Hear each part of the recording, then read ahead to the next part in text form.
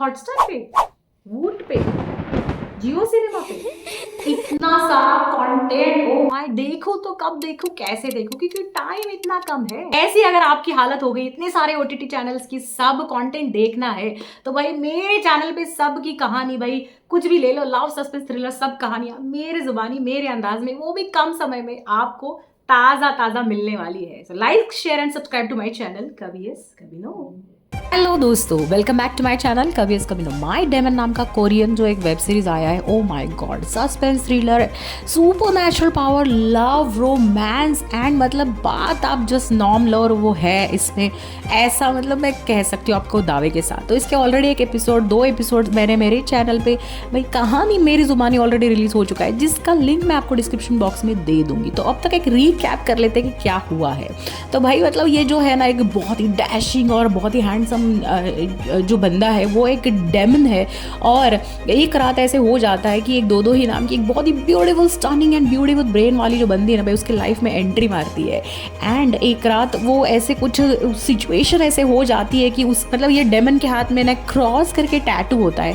वो टैटू में उसकी सारी पावर्स होती है। जब भी वो कुछ डेमन वाली, सुपर नेचुरल वाली पावर करता है, तब वो टैटू ग्लो होने लगता है। लेकिन उस रात वो पानी में गिर जाते हैं एंड वो उसके हाथ का वो टैटू समहाउ उस दो ही के हाथ में भाई शिफ्ट हो जाता है। उसको पता नहीं चलता ये कैसे हो गया। उसकी पावर कम होने लग जाती है और वो बहुत ज़्यादा मतलब परेशान हो जाता है, ये क्या हुआ, कैसे हुआ।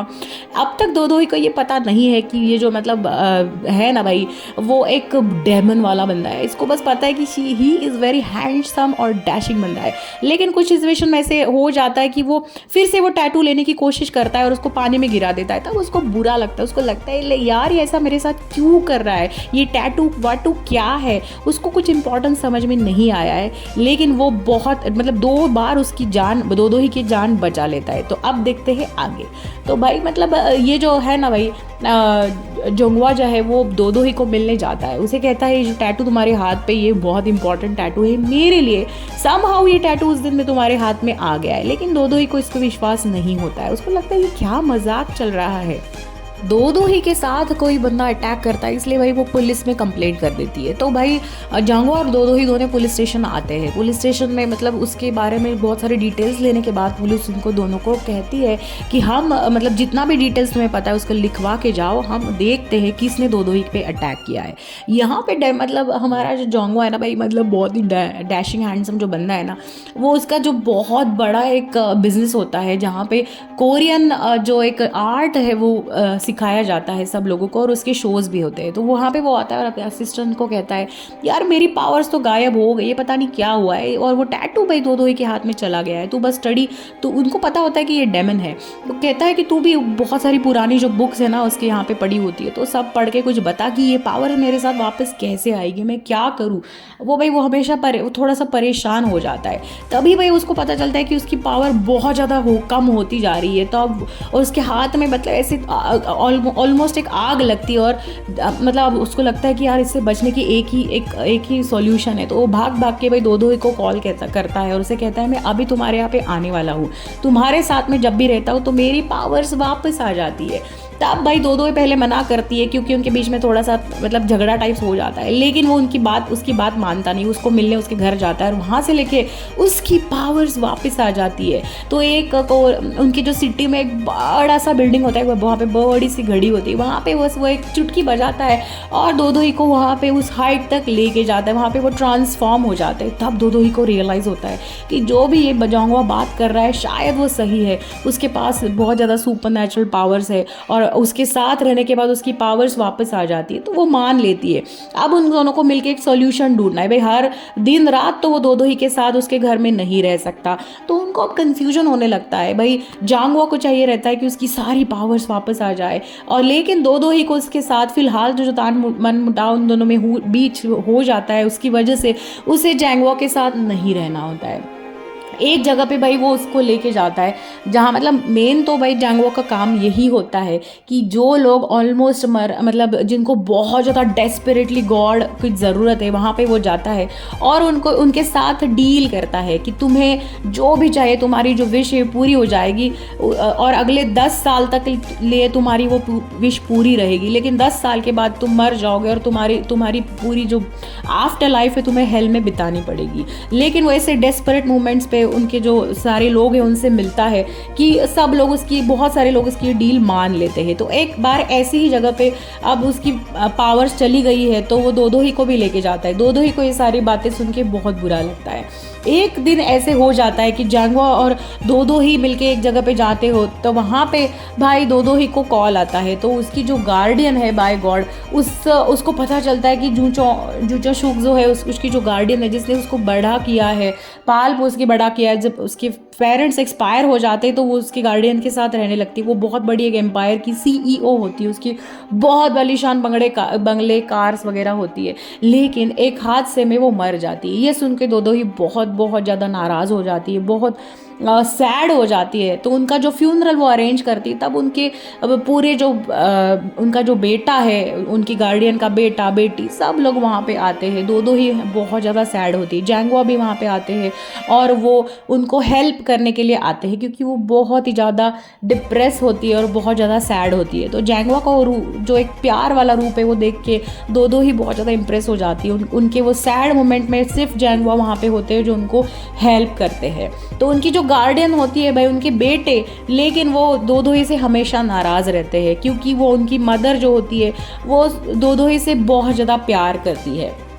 उनको हमेशा ऐसे लगता है कि अपने खुद के बेटों या बेटी से ज़्यादा वो दोदोही से प्यार करती है, इस वजह से वो दोदोही से हमेशा नाराज़ होते हैं। उस फ्यूनरल में उनको और एक बात पता चलती है। उनकी जो गार्डियन है भाई उन्होंने एक विल पावर बनाई है और उस विल में मतलब लिखा है कि पूरी जो उनकी इतने सारे बंगले, गाड़ियाँ और जितने भी कंपनीज़ है वो सारे दोदोही के नाम पे किया जाएगा और नाम के लिए बहुत ही ज़्यादा कम जो स्टेट है वो उनके अपने खुद के बेटों और बेटियों के नाम वो लिख देती है। और लेकिन ये सब होते वक्त वो एक मतलब एक ऐसा वहाँ पे एडवाइस डाल देती है कि अगर दोदो ही इस 1 महीने के अंदर किसी के साथ शादी करेगी तब ही वो मेरी इस पूरी एम्पायर की CEO बनेगी, मैनेजिंग डायरेक्टर बनेगी।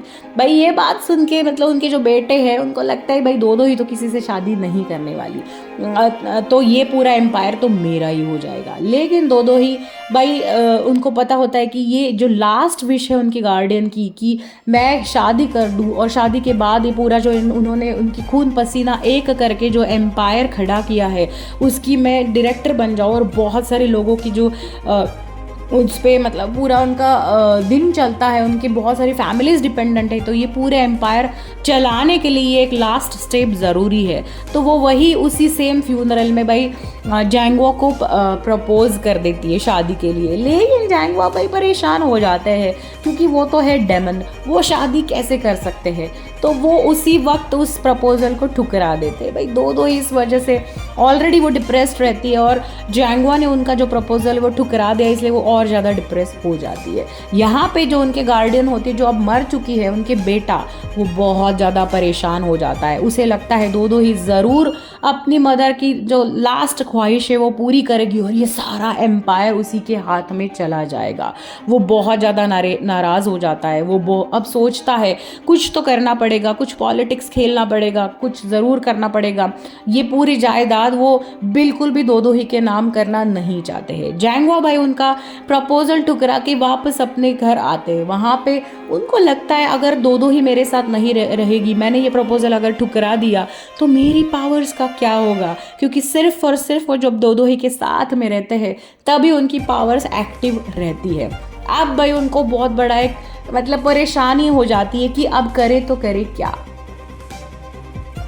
उसी बीच भाई उनके गार्डियन का जो वकील है वो सबकी एक मीटिंग बुलवाता है, जहाँ पे उनके सारे बेटे बेटियाँ, मतलब उनका एक बेटा होता है एक बेटी होती है और बहुत सारी जायदाद होती है और दो दो ही वहाँ पे प्रेजेंट होती है।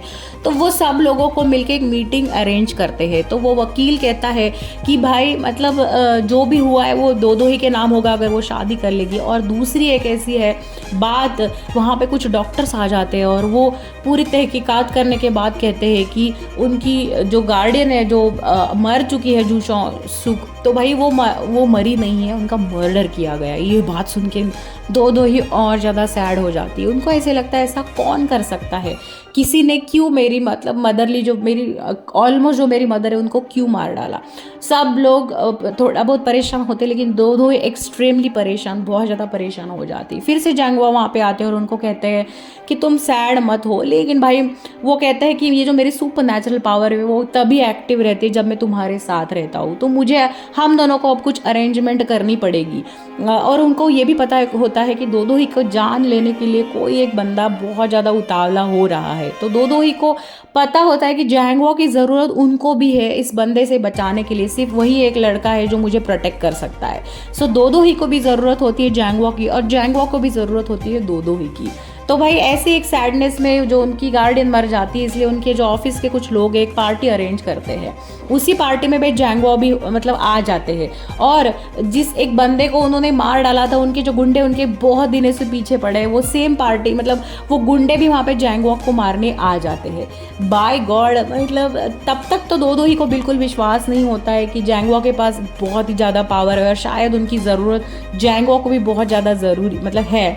लेकिन जब वो गुंडे उन पे अटैक करते हैं तो बस जब जैंगवा डेवदोही का हाथ पकड़ते हैं तो उनके हाथ में जो टैटू होता है वो एक्टिवेट हो जाता है और एक चुटकी बजाते वो सारे लोगों को फिर से फाइटिंग करते हैं और दो दो ही और जैंगवा के बीच कुछ ऐसे मोमेंट हो जाता है।